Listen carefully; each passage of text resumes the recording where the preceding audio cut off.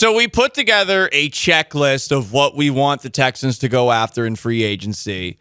Center is at the top for me still, but if we're going to make a big purchase, the Texans going forward, I would like to see them go after a defensive tackle of some sort, especially since DeMeco Ryans seemed to be prioritizing it.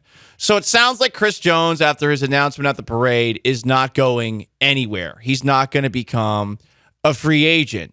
So with that in mind, it might be time for the Texans to turn their focus to this guy who, if you've been on the internet, has been constantly mentioned as somebody that the Houston Texans should potentially sign.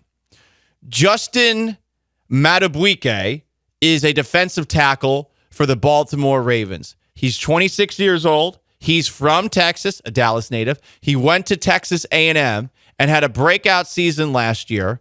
Pro Bowler, second team All-Pro, 13 sacks, 12 tackles for a loss as a defensive tackle.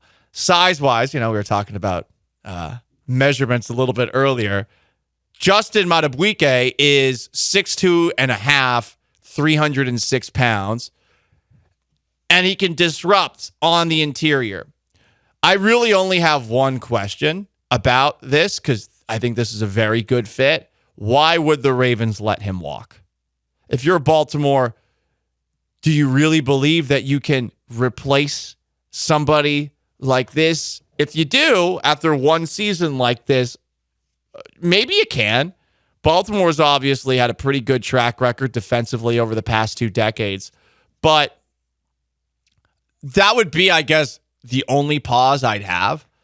If he is a free agent, though, this guy should be at the top of the wish list for Nick Caserio, for DeMeco Ryans and company, Sean.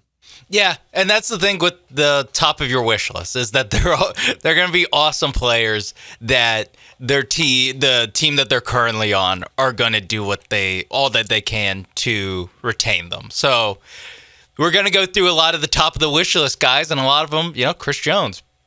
I'm not holding what he says at a parade when he's 90 million Miller Lights deep, but it sounds like he's interested in coming back to the Chiefs. The Ravens, I feel like, would be out of their minds to let Madubuike go, but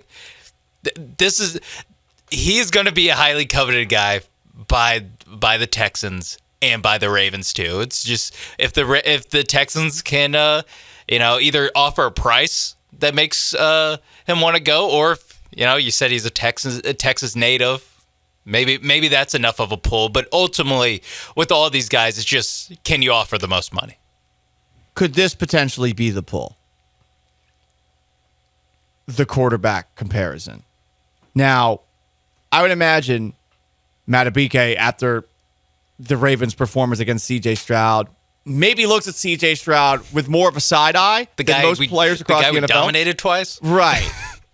But at the same time, after the way that the game against the Chiefs went in the AFC Championship game, does he think to himself, man, I don't know if Lamar Jackson can do it on his own? So that is something that is probably a factor in his decision if he is potentially going to test the market.